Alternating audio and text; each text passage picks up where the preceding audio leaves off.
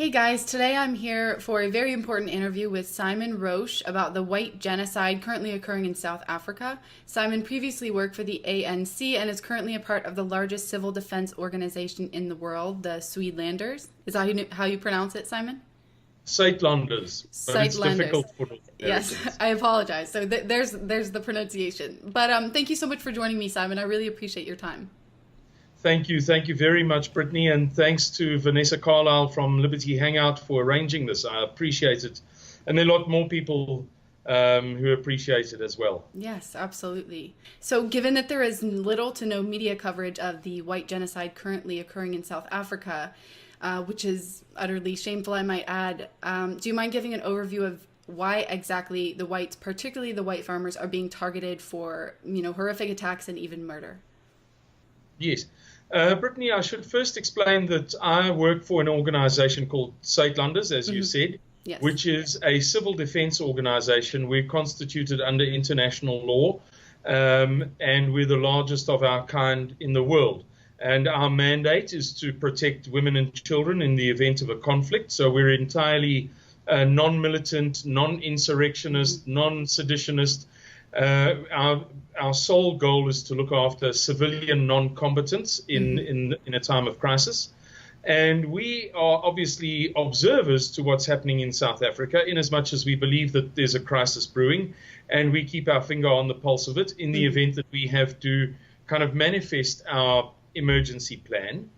At present, we are observing that the 74,000 mark of white people murdered has just been passed. Interestingly, in the month of February, in the first 14 days, more white people were murdered in South Africa than in the Republic of Ireland, which has a comparable population, and that's why the comparison is valid, in the past 30 years, all put together in 2 weeks, in the first 14 days. So things are very severe. You mentioned the farmers. The murder rate of farmers in South Africa is just a little bit more than double the murder rate of policemen in South Africa. And we have amongst the highest police murder rates in the world. So what we're seeing is a situation in which perhaps the best way I can put it is that it's twice as dangerous to be a farmer tilling the soil as it is to be a policeman chasing criminals. And it is, if you take the 74,000 white people that have been murdered in 23 years, that rate is about half the rate of death of U.S. infantry soldiers in the Vietnam War. So it's just about half as dangerous to be a little 3-year-old girl or a 90-year-old granny as it was to be a U.S. soldier in Vietnam War. And I think that gives some sort of sense of perspective on how incredible the statistics are. Yeah, wow. I mean, it's absolutely atrocious. And I had to go to alternative media in order to even find out that any of this was happening. I had no idea. So it's a very recent discovery for me. And I'm quite, outraged, as I'm sure many are, that the mainstream media is not talking about this. So why do you think that they're not reporting on it? We believe that it's a conspiracy. At the risk of saying something that makes people, edgy, for 40 years, the world media shoved down people's throats that if there was integration in South Africa, it would be a harmonious place. They came up with terms like Rainbow Nation and New South Africa, which is well and good. This is not an apartheid justification, but they would be so embarrassed now if they were seen to be the people who said, oh dear, this whole thing that we shoved down your throats that we told you would be so wonderful and would work so perfectly. Right. Dear sweet Nelson Mandela, what a lovely smile and all of that kind of stuff. It would make fools of them. So that's our understanding. We've given it a lot of thought and analysis, and we believe that that's the reason that the media is terrified, really, of exposing just the sheer statistics, never mind using sentimental terms or emotional phrases. Just in sheer statistical terms, I don't think it's in their best interests just yet. Maybe if a crisis erupts, then they would be forced to, and they wouldn't look quite so foolish. I see. Okay. That makes sense.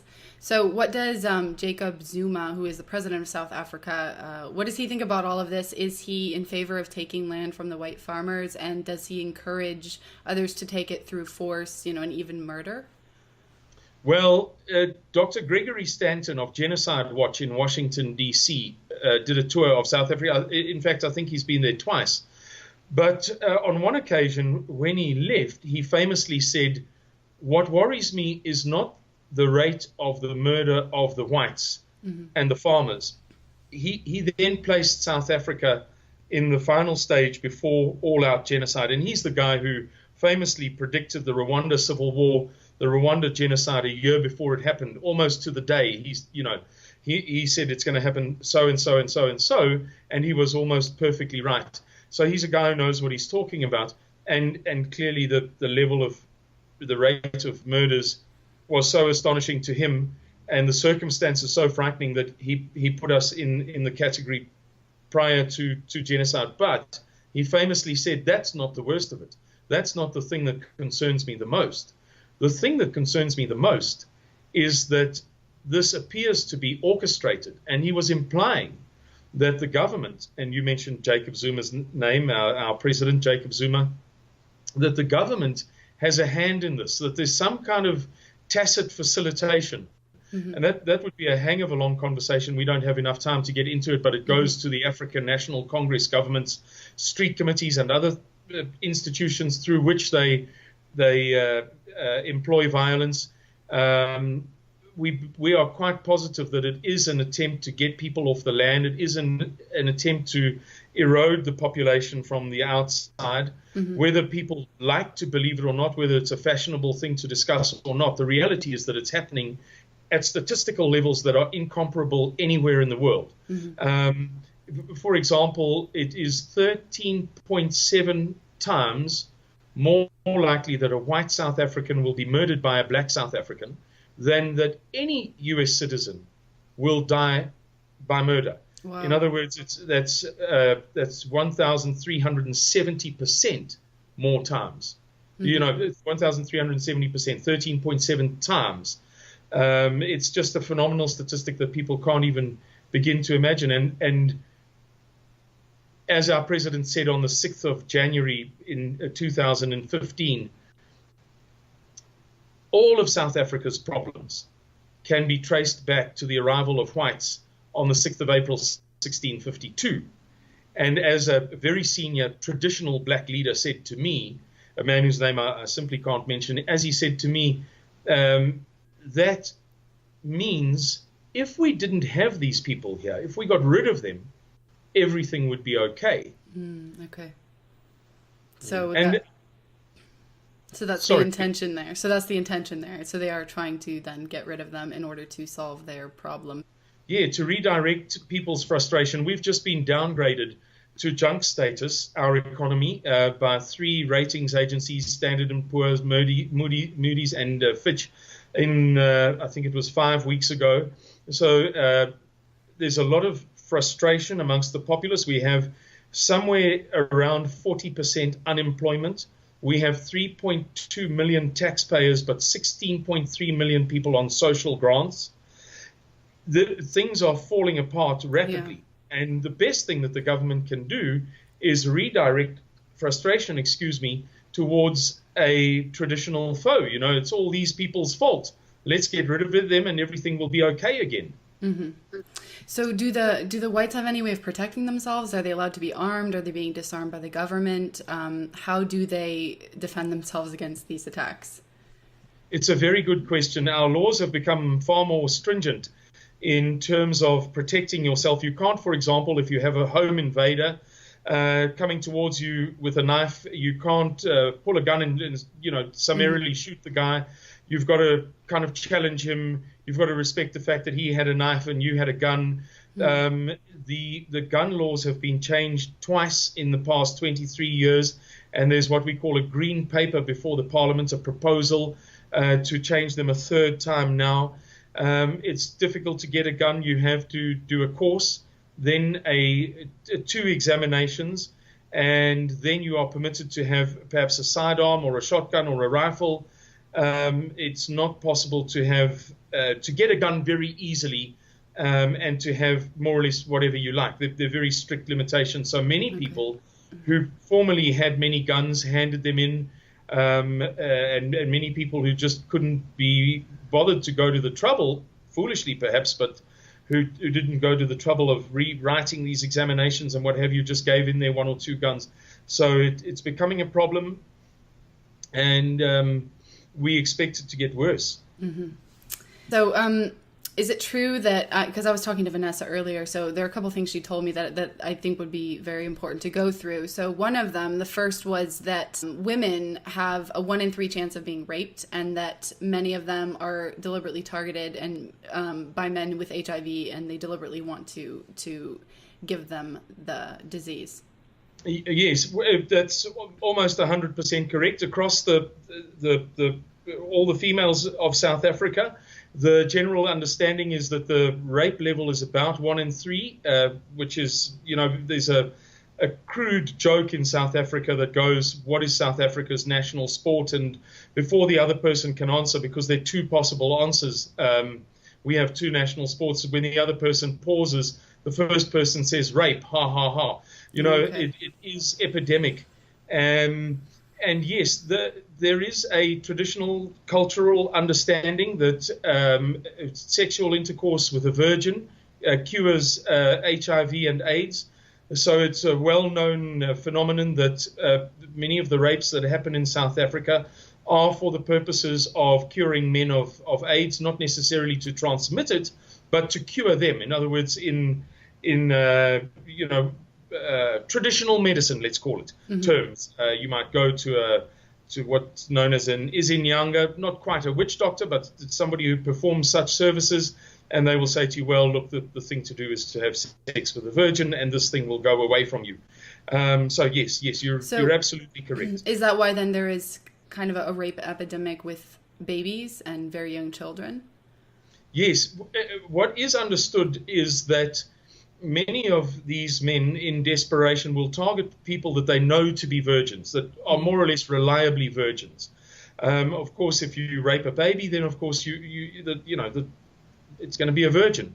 If you rape a young girl, she's going to be a virgin. If you rape a young teenage girl, the chances are that she will be a virgin. And that is a very well known, very well understood thing, not much spoken about, extremely unfashionable. Many people have got into trouble for addressing it. But of course, we're talking about people who know what they're talking, who know the subject, yes, and kind of broached it from time to time and then had to pull back quickly as the government gets furious about it. But the statistics are there, Brittany.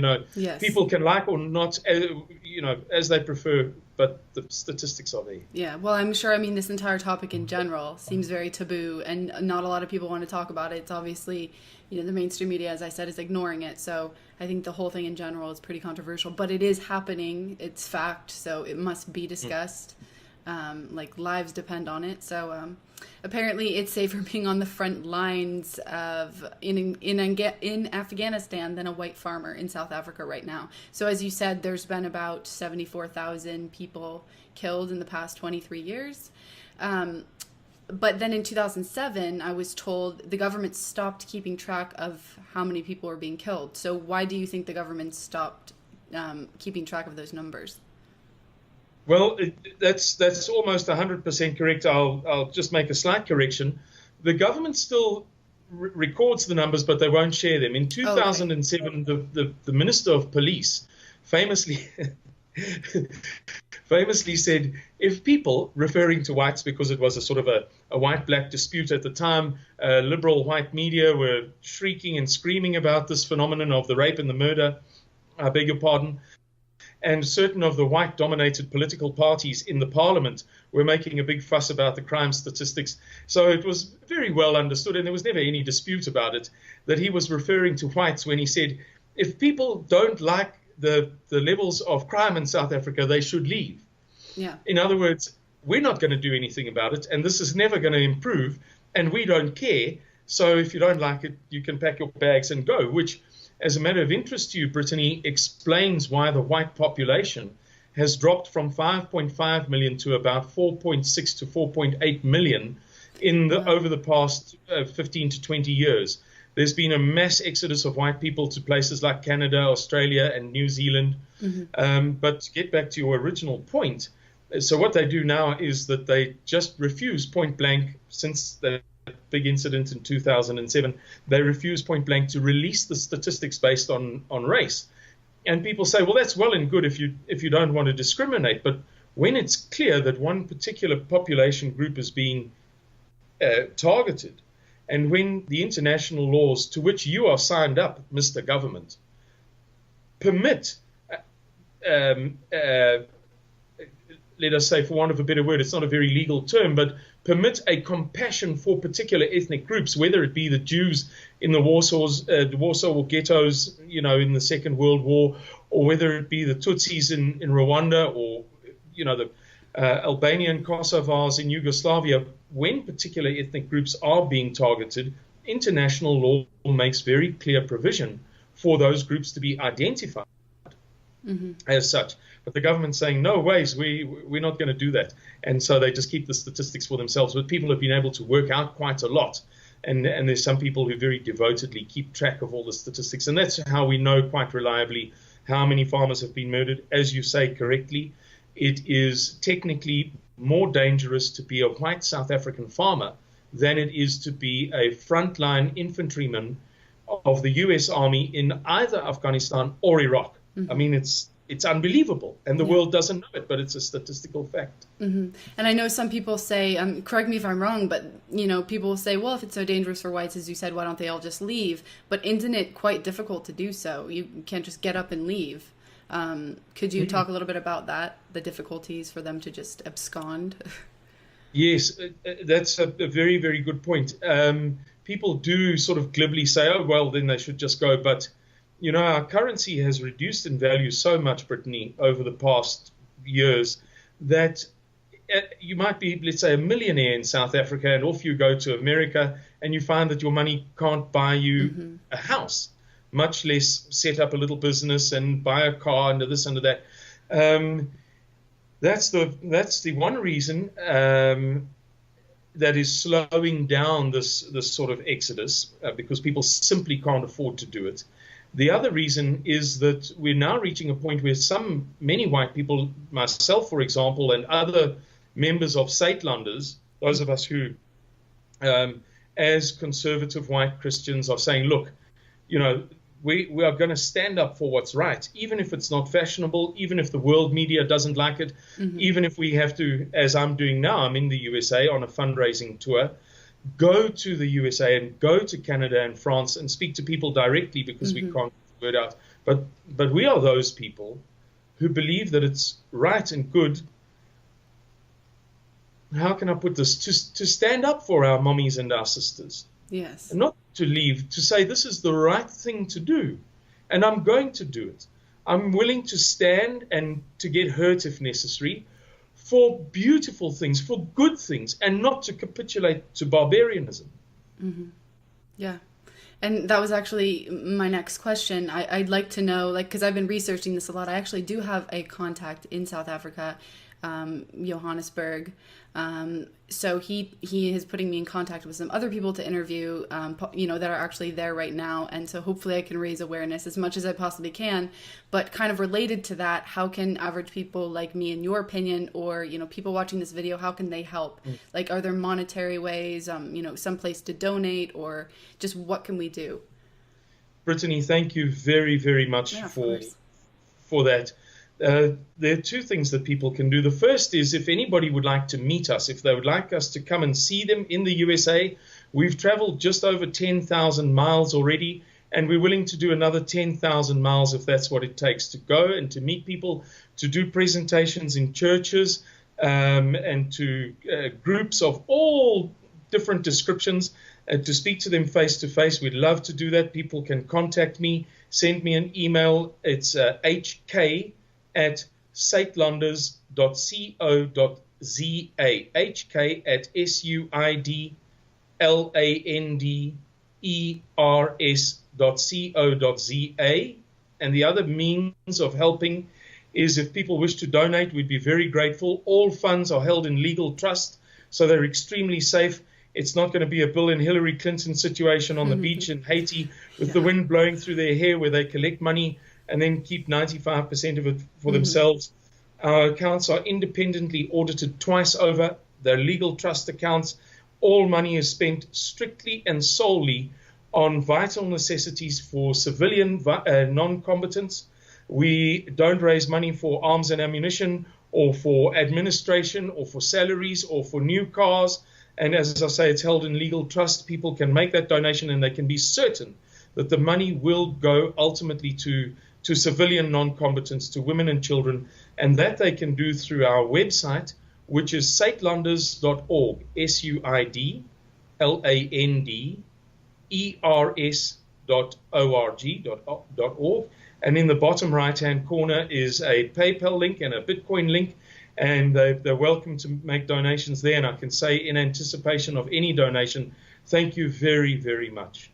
Yeah, absolutely. I will link all of that information below, so it's very easy for people to find it. I just have two more questions, if that's okay, before we wrap up. So the first is, I know Vanessa mentioned that the genocide in South Africa is currently at a level 7, with a 9 being the highest. So could you kind of explain what exactly a level 7 entails, and how long do you think it'll be before 9 is reached if, something is not done, if steps are taken, actions are taken to step in and rectify this situation? Yes, level 7 is the situation in which people are being encouraged to hate other people. Famously, this happened in Yugoslavia and in the Rwanda genocide. That's the point at which the authorities begin to speak openly about the fact that they hate everybody with the surname Pettibone. And if there were no Pettibones, we would all be happier. And, if only that horrible person, Miss Pettibone, wasn't in our lives, or if Miss Pettibone didn't own all the local businesses, and so on and so forth. So that's where you inspire people. You start to fire them up with hatred. On the 7th of November last year, the leader of our third largest political party said in the town of Newcastle in the province of KwaZulu-Natal, "I am not calling for the slaughter of all whites yet."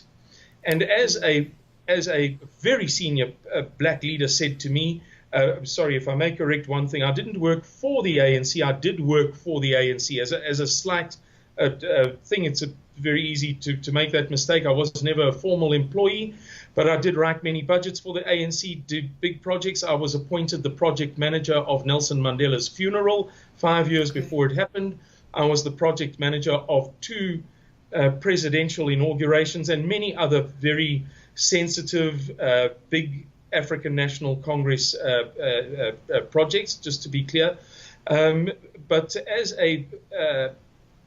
this very senior black leader said to me, in your culture, that could mean many things. But in our culture, we don't condescend. In other words, if a leader wishes something to be done, he doesn't say, "Please do it for me, my darling secretary," as it were.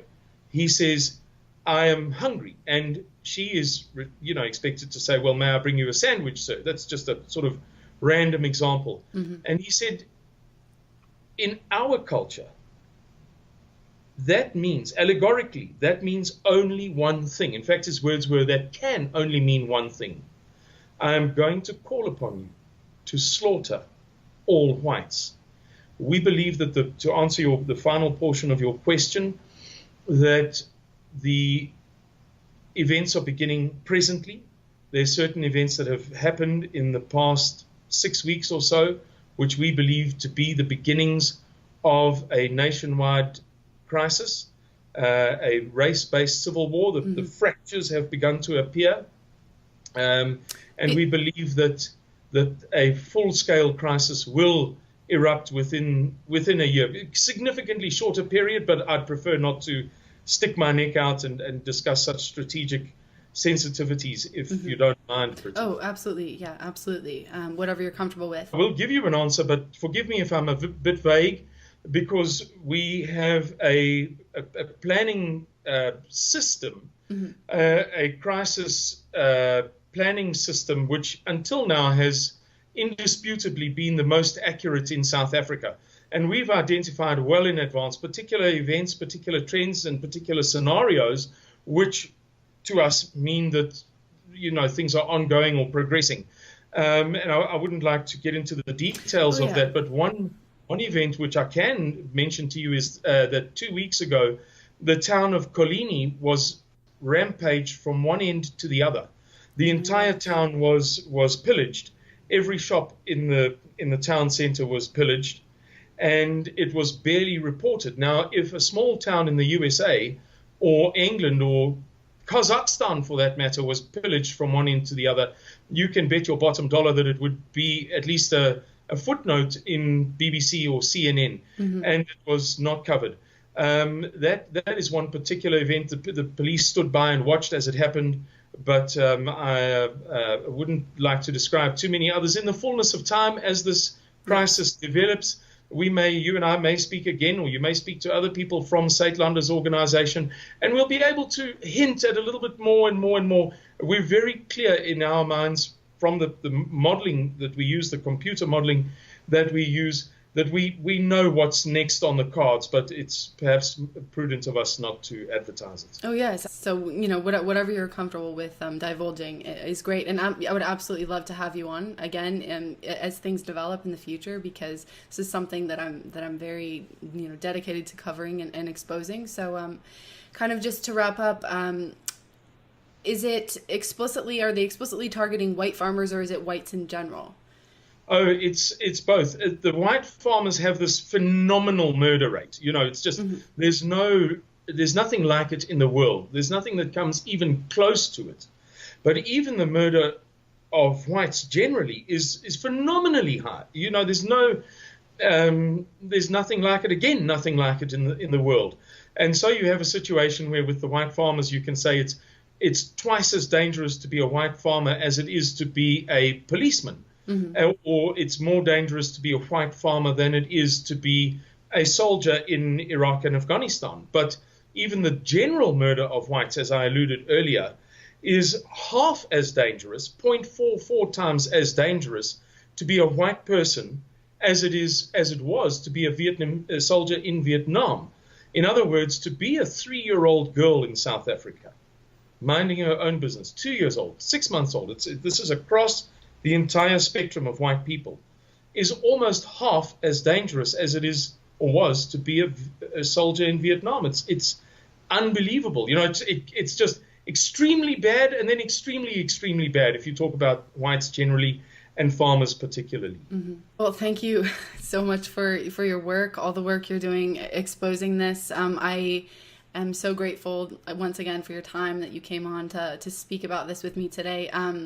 I've actually come to the end of my question list, but if you would once again just want to mention your website really fast, and once again I will link it all below, but just for people who may be listening instead of watching the actual video, because I do have it on SoundCloud as well. I'd appreciate that. Super. Thank you very much, Brittany. If anybody would like to email me, my email address for invitations to visit, to speak, to do presentations, to give lectures is hk@suidlanders.co.za, and the website for donations, for which we are bitterly grateful, is Suidlanders, SUIDLANDERS.org. Okay, wonderful.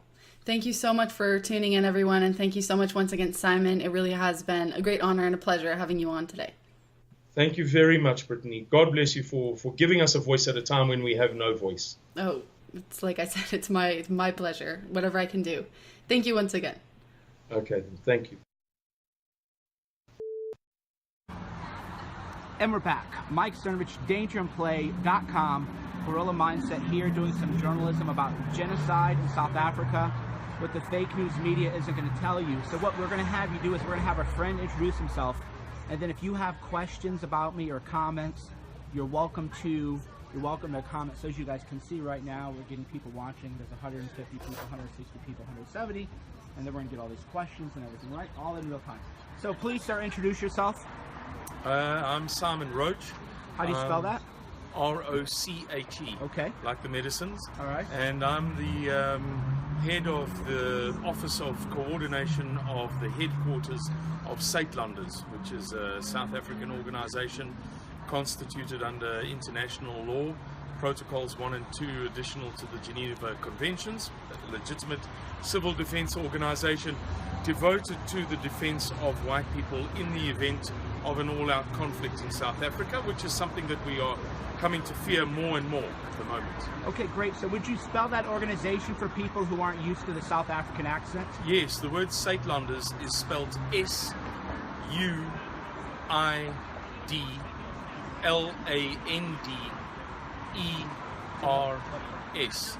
And if you'd like to take a look at the website, it's Suidlanders.org. All right, so a lot of people don't know, and you can kind of fill in the blanks as I prompt you. A lot of people don't know that there is actually a real strong risk of genocide occurring in South Africa. And at one time, an NGO unaffiliated with you or anyone else actually said that on a scale of 1 to 8, where 8 is full-on genocide, South Africa was at a 6 or something thereabouts. So could you tell people maybe what this is, the genocide risk, and what it's looking like in South Africa? Yeah, Dr. Gregory Stanton of Genocide Watch, which is, historically speaking, Dr. Gregory Stanton has typically been identified as a liberal. He was a strong activist against apartheid, so not a natural ally of ours by any means. Came to South Africa to investigate the allegations of genocide, and he has placed us in the third to last phase. The three final phases end with denial. The penultimate phase is the actual genocide. We are in the final phase, the third to last phase, the final phase before all-out genocide. And that's by Dr. Gregory Stanton of Genocide Watch in Washington, D.C., the guy who predicted the Rwanda genocide almost to the month a year before it happened. Now, do you live in South Africa currently? Yes, I'm born and raised South African. I live in Johannesburg. Now, what is your on-the-ground experience or feel or intuition or assessment of current conditions on the Genocide Watch? Well, conditions are severe. Dr. Gregory Stanton made the point that the white people of South Africa were subject to an onslaught which he believed was being orchestrated. In other words, the 3,500 odd farm murders and rapes and the 74,000 approximate number of murders of white people over the recent past were not purely coincidental, and they weren't purely criminally motivated, but there was some sort of tacit approval or support by powers which he didn't mention, but of course everybody knew that he was referring to the government or the African National Congress, that there was a degree of tolerance and refusal to react through the police and legal means, which implied that there was some kind of tacit support, and the government was only too happy to see it happening. And anybody who has a query about that is welcome to go onto YouTube and have a look at the videos recording him describing these things. Great. So I'm going to take a couple steps back, because most of the people watching have absolutely no idea what is going on in South Africa, because in America our fake news media has completely covered it up and hidden it. So yes. You mentioned farm murders. That is something I know what it means. Andre knows what it means. That is not something most people watching this video are going to have any idea what you're talking about. So perhaps take a step back and describe what a farm murder is. Well, it's an epidemic in South Africa, and it refers mostly to white farmers who are murdered on their farms by virtue of the fact that the farms are necessarily in remote areas, so there's little chance of help coming quickly. And there have been some terrible murders and rapes that have happened on those farms. I recently read a statistic stating that the likelihood of being murdered as a farmer is greater than the likelihood of dying as a soldier, an American soldier in Iraq or Afghanistan. I thought that was ridiculous. It was an exaggeration, and somebody had gotten a bit carried away. So I checked the facts for myself with a simple pocket calculator, and believe it or not, it's true that if you want to live a long and happy life, you should go and fight in a war in Iraq rather than farm peacefully the soil in South Africa. So that's what we mean when we talk about farm murders. Very often it involves the whole family, perhaps the rape of the wife while the husband is obliged to look. There have been 1 or 2 incidents where husbands have had their eyelids cut so they couldn't squirm their eyes away from watching their wives be raped. There is a very, very well-known incident where a young girl of 4 years old, the daughter of the farmstead, as it were, was raped by 3 men, and then while she was still alive, this 4-year-old girl was set alight. So that gives you some indication of what we're talking about when we talk about farm murders. We're talking about spectacularly brutal and vicious events that are happening on a tremendous scale as a proportion of the number of people, the number of farmers. In fact, the statistical likelihood of dying as a farmer, I mentioned the soldiers in Iraq or Afghanistan, in South Africa, where we have rampant crime and where police are often shot, very, very often shot. We have terrific police shooting statistics. The chances of being killed as a farmer are double, almost exactly double, the chances of being killed as a policeman. So it's incomprehensible, but it's true, and any viewer of this video can go and have a look for themselves. With 10 minutes or 15 minutes of scratching, they can come across the statistics and the evidence for themselves. Right. It was interesting because I've had people call me a liar because I told them that one family was forced to watch as their son, a child, 4 or 5, was boiled alive, and they would call me a liar. And I said, no, this is actually happening in South Africa. I don't know that specific incident, but there have been many similar incidents, many of spectacular brutality. I can show you some photographs shortly on my computer, Mike, of people who've had boiling water poured over them, a woman who had a broomstick forced up her vagina right up to about here, some incidents of people having sharpened instruments rammed up their rectums, right up their backs. The week before last, a woman on a small holding, what we call a small holding, that is to say a small farm, was tied up in a chair, and an electric drill was drilled into her joints, her ankle joints and knee joints. She was, if I'm not mistaken, 68 years old, so absolutely helpless, no threat to anybody, and it was just done by the perpetrators for the sheer joy of it. And incidentally, a lot of this sounds to people unbelievable. This is all, you can verify this, they can fact check it, correct? Yes, of course they can. There's a terrific website called Censor Bugbear. Censor Bugbear. It's maintained by a woman called Adriana State. And if you Google Censor Bugbear, you can have a look at some terrific photographs of these murders and rapes. There are databases showing hundreds of different people's names and the dates and the times and the places.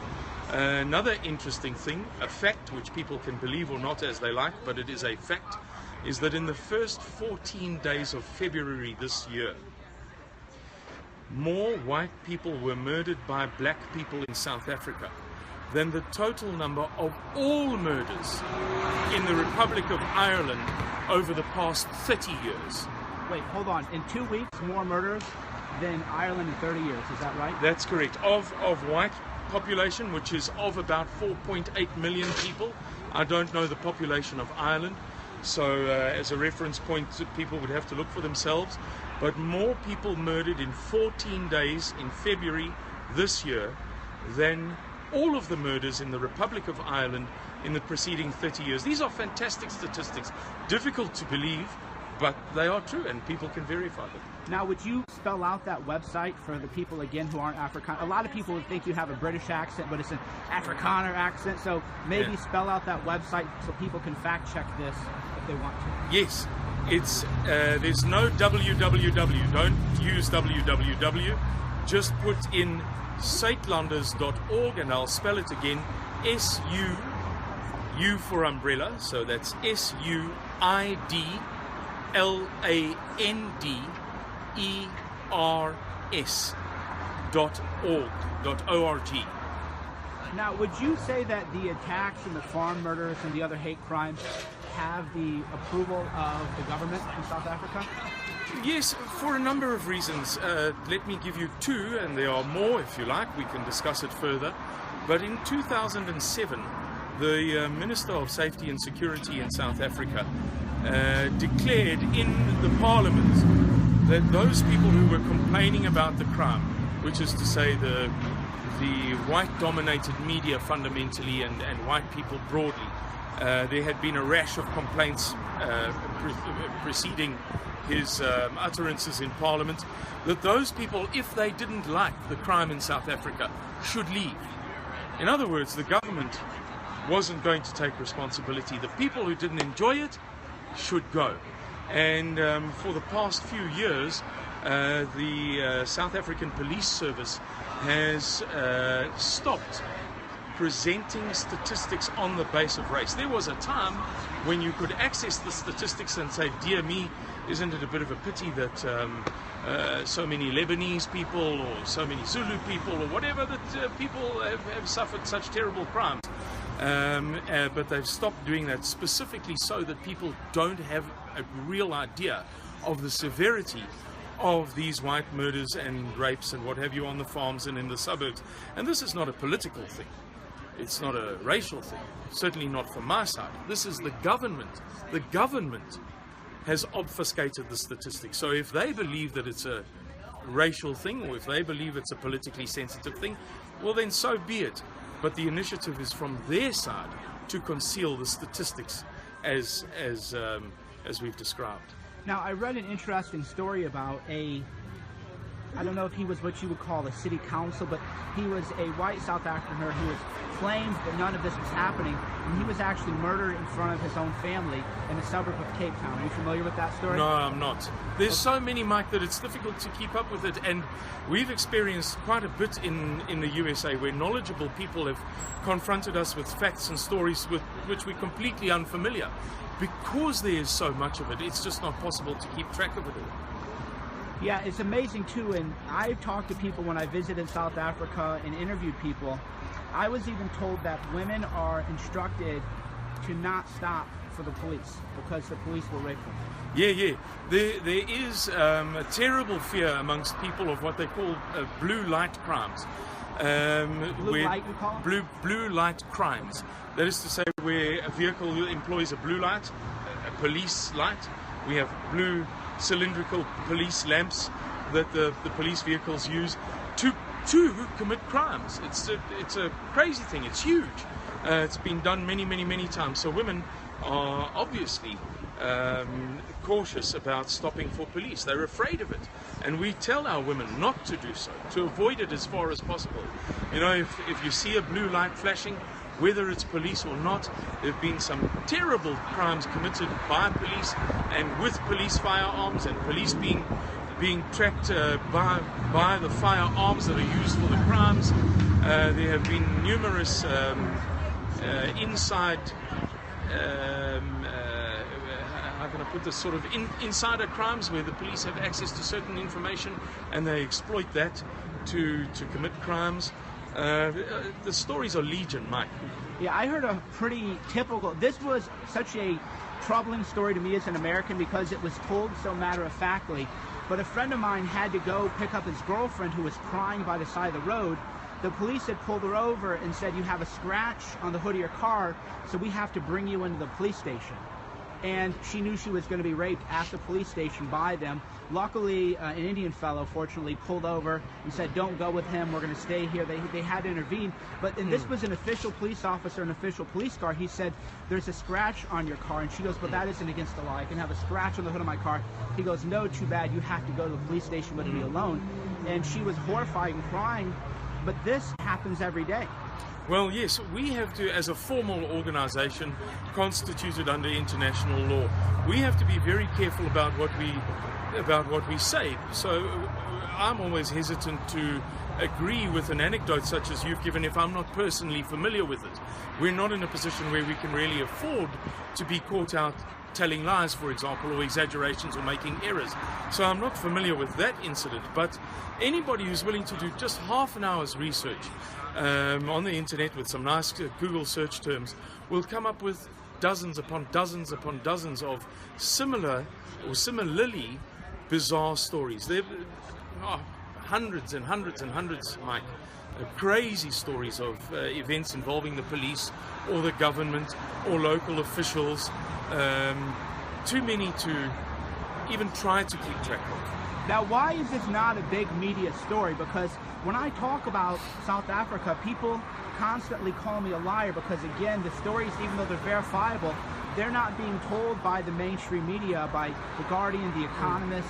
No one is talking about this. Why is it? Because it would undermine the prevalent discourse of the new South African Rainbow Nation. It would make all of the media who brainwashed the world for so long that the ANC was benign and that Nelson Mandela was a benevolent uncle, it would make them look like absolute fools, because the evidence is that everything that they said for 30 or 35 years was wholesale nonsense. It was just absolutely not true. At its most fundamental level, it was false. For them now to do a 180-degree turn and to say that South Africa is hopelessly dysfunctional, with 3.2 million taxpayers and 16.3 million people on social grants, with something like 40% unemployment in this supposed utopia, for the mainstream media ever to admit that Nelson Mandela was the individual, the particular individual who gave the final approval for the 1982 Church Street bombing, or that Nelson... Let's pause, because again, people are so brainwashed that when I tell them about Winnie Mandela necklacing people, they don't even know what necklacing is. So what you're saying, we want you to pause a little bit, because you know so much, but you have to realize most people watching have been lied to by the fake news media. So talk about that bombing that was a terrorist bombing that Nelson Mandela approved. Yes, in Church Street in Pretoria. When he was jailed, this plan was concocted by the African National Congress's armed wing, known as Umkhonto weSizwe. Umkhonto weSizwe means the spear of the nation. And the plan was concocted, and approval was sought, and because it was at a sensitive time, the approval that was sought had to go to the highest levels, and Nelson Mandela from jail gave the approval for the Church Street bombing. And remember, he was jailed for treason, not simply on the basis that he was a nasty guy, maybe bad breath, maybe whatever, unfriendly guy. He was jailed for treason, having been involved in a plot, in a specific plot. Now, I'm not suggesting for 1 second, and neither does the Suidlanders, that he was inherently wrong in endeavoring to struggle for his people. That's not the point. The point is simply that people don't know what is the truth. Was he put in jail because he had the wrong color curtains in his house? Was he put in jail because he was a shoe size too big? What was the reason? There was a reason. The reason was that he was specifically involved in a terrorist plot. As to whether or not it was a good terrorist plot or it was a freedom struggle or whatever you like, is not the point. The point is that people don't know the actual truth. So when we talk about the Church Street bombing, or I'll give you another classic example. After Nelson Mandela's death, 2 of the most senior politicians in South Africa revealed that he'd remained a member of the Central Committee of the South African Communist Party right up until his death, although he'd obfuscated that matter for the benefit of Americans and Europeans and other liberals who just wanted to love him because he had such a beautiful smile. They had mendaciously dissembled around that matter for years and years and years. Nobody would answer the question. Then he would be in church. Then he would be saying, I believe in a higher power. Then he would say that I was baptized an Anglican or something along those lines, as I vaguely recall. Implying always, me, a communist to the bone? No. I'm just here to love all of you. And it was a fiction.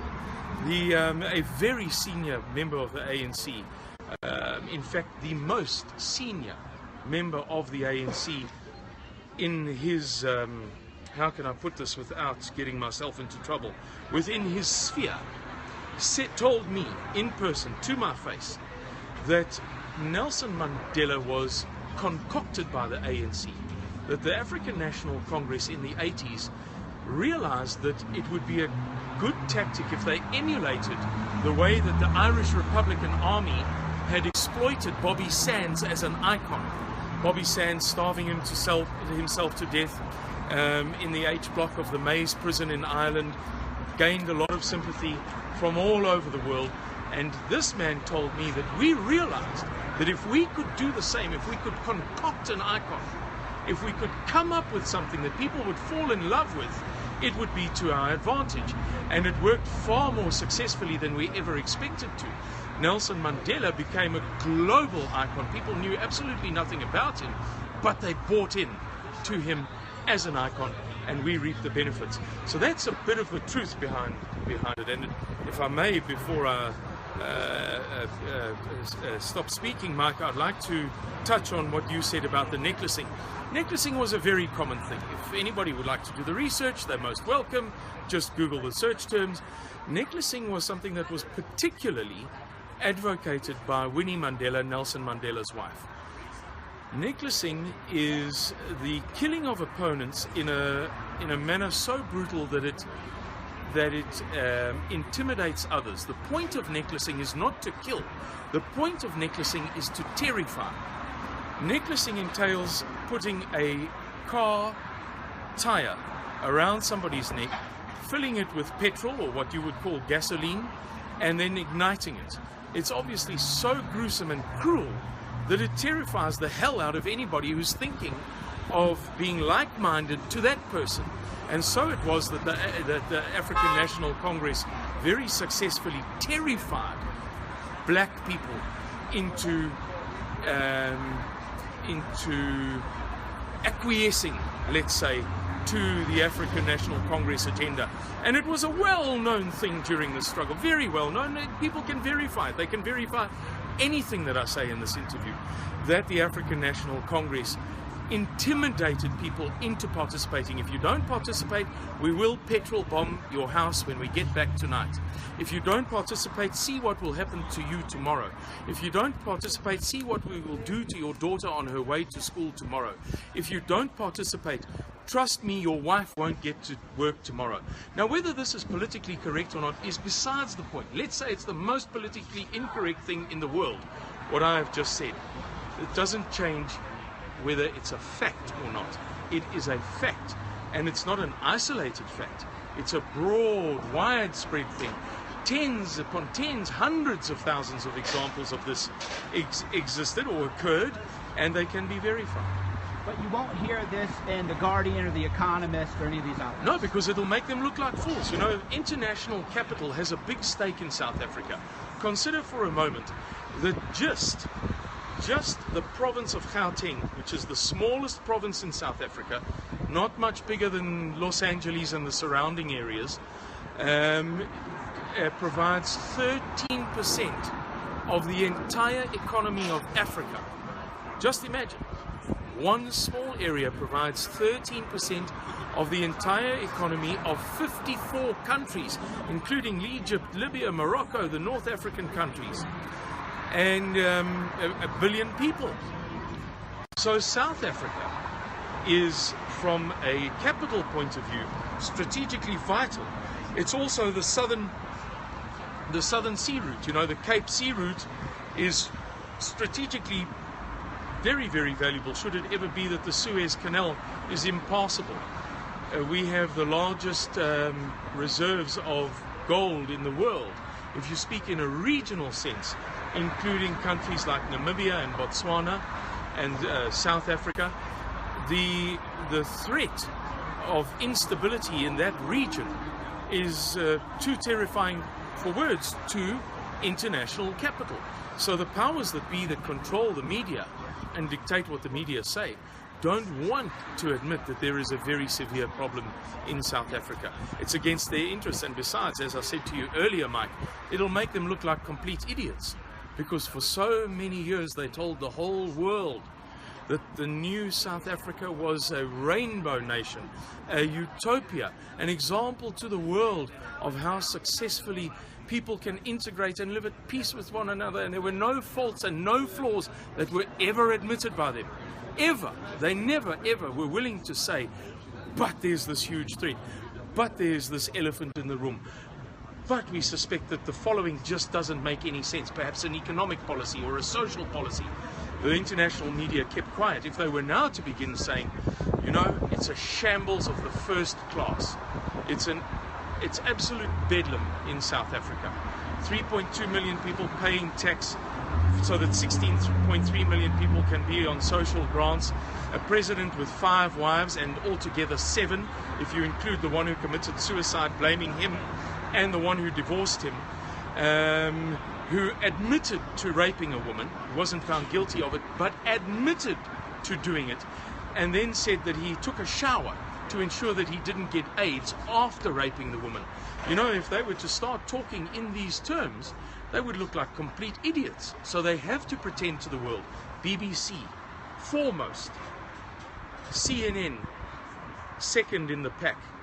Sky News, CBS, ABC, NBC, The Economist, The Guardian, The Times of London, the Los Angeles Times, the New York Times, the Washington Post. They all have to pretend that it's not happening. It's the only way that they can save face. Are there hate speech laws in South Africa? Yes, we have amongst the most severe hate speech laws in the world. We certainly don't have the freedom of speech or freedom of expression, as we tend to call it, in South Africa that you have in the USA, not by any stretch of the imagination. Talk to me more about that. Mike, the African National Congress and the liberals of South Africa will tell you very proudly, as if it makes sense, you know, as if it's sort of an intelligent thing to say, that we have the most liberal constitution in the world. And it's a tyranny of liberalism. If you're not liberal, you're bad. So you are obliged to toe a certain particular line which is far from objective or indifferent. It's not dispassionate. It's very much towing a line of endorsing a particular set of values within the paradigm of the new South Africa. So we are not at liberty to say pejorative, deprecatory things about other people and other races, which is fair enough. Nobody likes to be slandered and nobody likes to be insulted. However, it goes a lot further in terms of what you can hint at. I'll give you an example.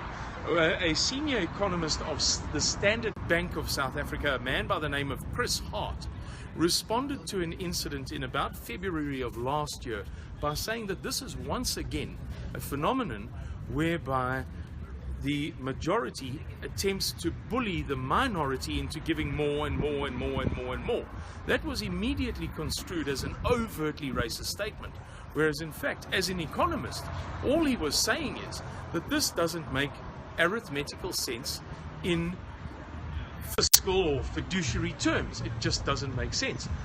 He wasn't decrying black people. In fact, Chris Hart, many people, even in South Africa, if they watch this, don't know, was the head of the St. John's ambulance service. So he's a compassionate man, a good man, a kind man, a gentleman. And if you watch any videos featuring Chris Hart, you'll quickly pick up that Chris Hart is a good guy. He wasn't putting down black people. He doesn't hate black people. He was merely saying, hey, this doesn't make economic terms. This doesn't make sense in economic terms. There are many more examples. Okay, I have a couple questions. Do you want to take a break for a water or anything? Okay, yeah. Take a water break. We'll just Thanks. keep running.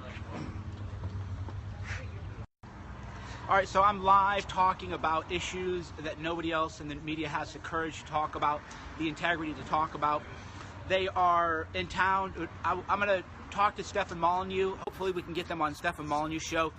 There's so much. They're such experts, and they know so much that we need to get them a bigger platform. So this video, I want everybody to download it. We're going to keep going. I'm just giving him a water break. No, we're going to, come on, real OG hours. Don't think because I'm going to be on 60 Minutes tonight that I care. This is real journalism. This is real journalism. 60 Minutes, they're going to trash me. Who is fake news? Who is fake news? What is fake news? This is the real news. That's why 60 Minutes is doing a hit piece on me tonight where they're going to slander me and lie about me. But you know what? I'm too busy telling the truth to worry about the haters, to worry about the people who don't want to tell the truth, to worry about the people who want to spread lies. We're saving lives. So this video, I will save it, upload it to your YouTubes, upload it to your Twitter. You have to your Facebook. You have 100% right to copyright free. You can put it on your own channels, monetize it with ads. I don't really care. This is for you, the people, to talk about these important issues. So I definitely, we're going to keep going. Part 2 is coming up. This is just an intermission. So you ready to go, sir? All right. Right now, part 2 is going to come up. 2 things that we're going to address. I'm letting the racist trolls run wild here. Why? People are saying what goes around comes around, and they seem to really enjoy what is happening. It's important for people to know how much actual hatred there is in this world the other way, because we never hear that side. So I'm letting people who say what goes around comes around, I hope this guy is killed. I want them to say this so that people can see, hey, this is the truth, this is the hatred. So we're going to go back to our guest, and I'm going to ask him 2 questions. So don't talk yet, sir. My first question is going to be, do you fear for your life? And I'm going to turn the camera. Yeah, absolutely I do, and I fear for the welfare of my children. Participating in this is not an easy decision for certain people. For some people who are in particular circles where they are surrounded every day by conservative people, it's a lot safer thing. But for somebody like myself who doesn't necessarily come out of that environment, it's a fearful thing. But I must do this because somebody has to do it. And I'm just the guy who has seen the photographs of the little raped girls, little babies raped. Yes, people don't know this. Babies are actually raped, literally raped. Yeah, in farm murders and farm attacks, there are dozens upon dozens of stories of this thing. It's something that you guys are unfamiliar with in America. When it happens in the USA, they make movies about it. You know, films like Seven. And it's an incredible thing that somebody can do so many cruel deeds. But in South Africa, this is a living reality. I'm taking a risk. I'm not enjoying taking the risk, and I might die for the risk that I'm taking. I'm certainly going to be pilloried and vilified. That doesn't make me feel warm inside, but somebody has to do it, Mike. And let the people who say that they hope that I'm killed have it on their heads, the rape of those babies. Please, God, please put it on their heads, not on the heads of the people who raped those babies, but on the heads of the people watching this video who think that it's fine and dandy to say that the people who talk about it, the people who address this matter, the people who reveal it, deserve to die. Please, God, let it be on their heads. What do you say to the people, and there are hundreds of them in here today, who are saying, what goes around comes around? What goes around comes around, if only that was valid. If anybody would like to get into a debate about this, I'll take the time to do it somewhere on a blog. But they should go to the trouble of firstly thinking. Thought has inestimable value. And if you're not familiar with the statistics, you should take pause to think, I don't know what I'm talking about. So let me rather find out the facts and then talk about it. The facts are, it's a well-known thing, that fewer people were killed by apartheid than have died in the past 23 years as a result of rampant crime in South Africa. I'm going to pause you there. Say that one more time. It's a well-known fact, a very well-known fact, and people can look this up. A particular writer by the name of Mike Smith has analyzed this matter very extensively. Fewer people were killed by apartheid. I'm not saying that apartheid was a ball of laughs. I wouldn't have liked to be a second-class citizen. I wouldn't have liked to have been black under apartheid. Of course not. Nobody's saying that apartheid was grand for all concerned.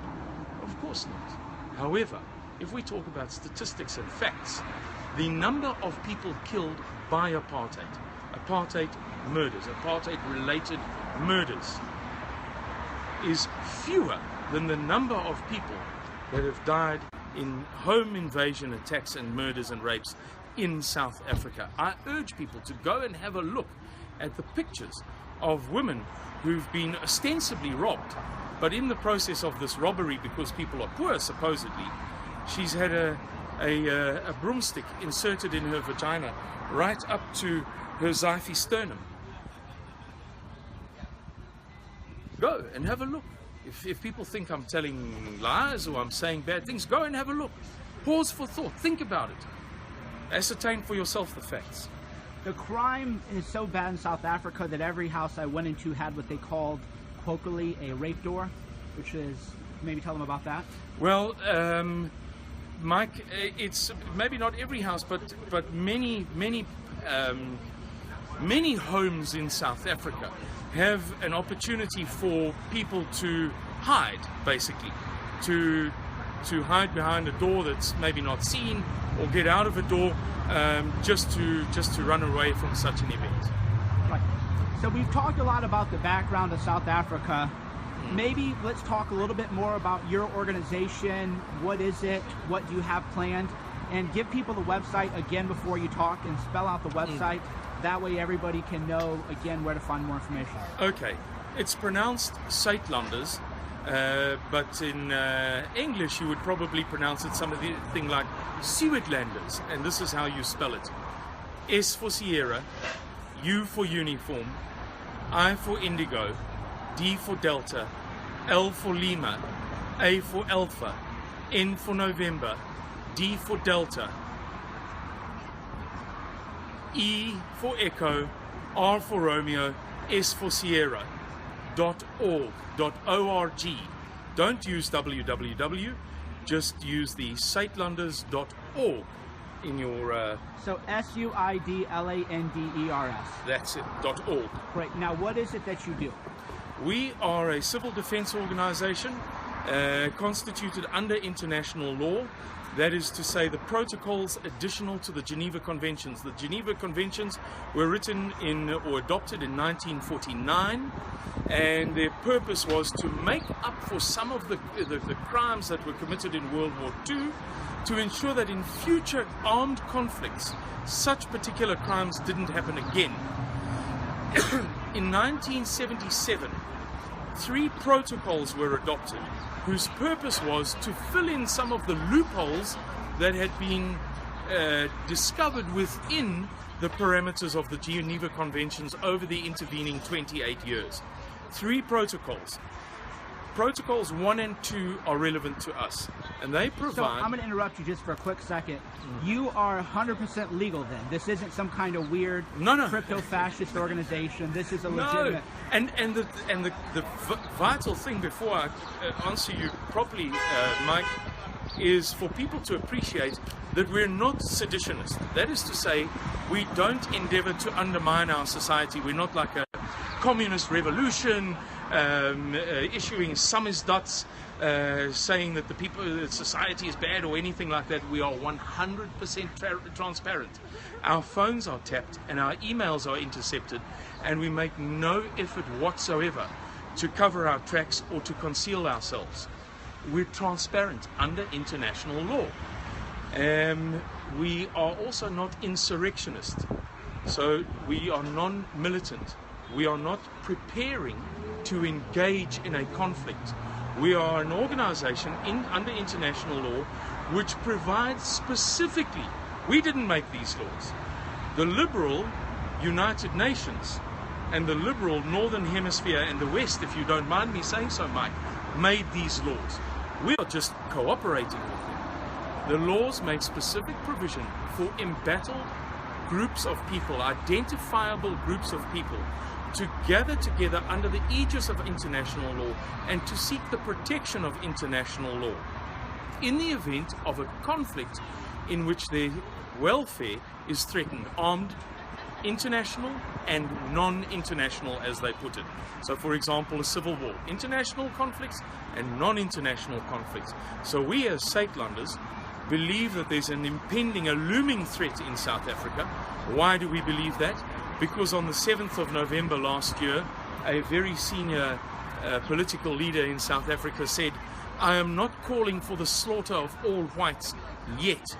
And as a senior traditional leader, black traditional leader, said to me, "In your culture, that could mean many things. In my culture, that means only one thing. I wish you to prepare yourself to slaughter these people. This is not a white person saying that blacks are bad or blacks are scary or we should, do something about these blacks. This is a senior black traditional leader. Very, very senior. I'm sorely tempted to mention his name and his status. The leader of a complete nation in South Africa, saying, when people say things like that in our culture, it specifically means get in the starting blocks because it's going to be ready, steady, go soon. Now, if that's not enough to terrify us into being prudent, not into being seditionist or insurrectionist, but into being prudent, then I don't know what is. Now, I had a question for you about some images that I'd seen, and I didn't know if these were true or if it was fake, but it was a march with a doll of a white baby being hung by a noose. Did that really happen? Yeah, that really happened. It was during an ANC march, and a guy made a little totem pole of white dolls, little dollies, little girls' dollies, and pinned them to this totem pole, and then as he walked through the gathered people, he invited everybody to slap them. Now, if there are still some viewers here who believe that we are racial instigators, that we're not being reactive, but rather we are instigators, then I pose this rhetorical question. Can you imagine the sheer hysteria that would pervade the world news if a white person had walked through a shopping center with a series of black little girls' dollies pinned to a plank of wood and invited white people to smash them to pieces? Can you just imagine for yourself? During our recent campaign at the universities, it was a very virulent campaign. There was a sub-theme in this campaign called Fuck All Whites. Now, can you imagine if white people engaged in a university campus campaign saying fuck all blacks? A few black students walked around with such t-shirts and what have you. Can you imagine if white students at universities walked around with t-shirts saying fuck all blacks? This is indicative of the zeitgeist, the spirit of the times that is prevalent in South Africa at the moment. There is a terrific amount of tension, and white people are trying desperately not to react. There are precious few incidents that anybody can find in which white people have responded to these tremendous ongoing provocations. People have been cowed by 35 years of Western and Northern Hemisphere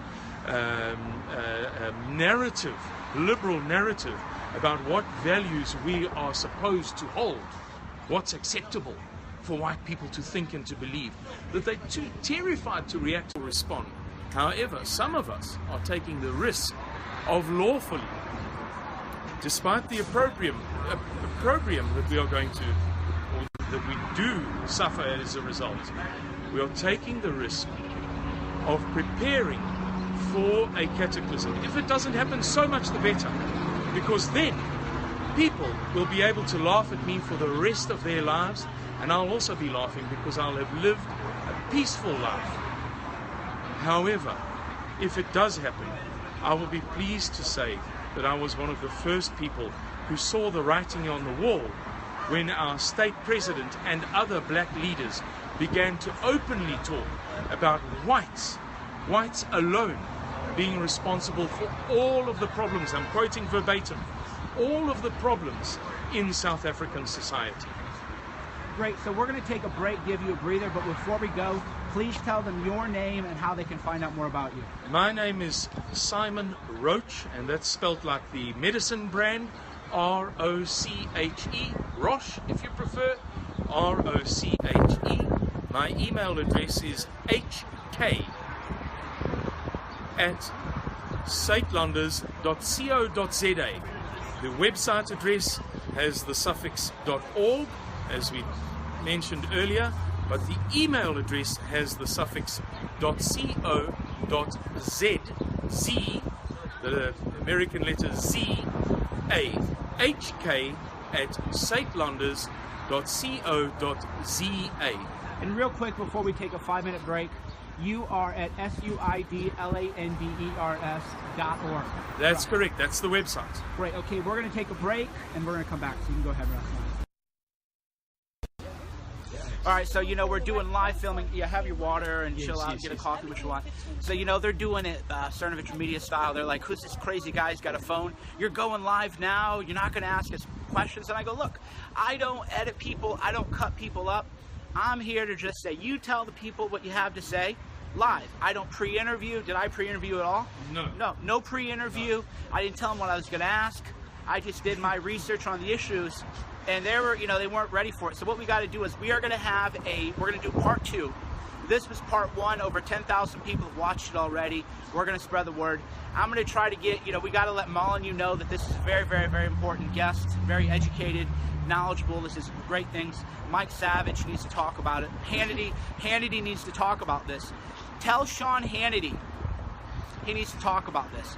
You know how to find Hannity on Twitter. Tag Hannity in this Periscope and say, Sean Hannity, there's an important issue happening in South Africa. This is real journalism. Tell Tucker Carlson, tell these people, we need to get the truth out there. Fake news is not going to tell the truth. Fake news is not going to tell the truth. Let Tucker Carlson know. Let them all know. So I'm going to be right back. We're just giving them a break. They're not really used to, not everybody's used to the Cernovich media pace, just frantic, go, go, go, go, go. So we're all going to rest a little bit. I'm going to be back. Be sure to like and share this video, spread it around, put it on your YouTube channels. Mike Cernovich, DangeroandPlay.com, Gorilla Mindset.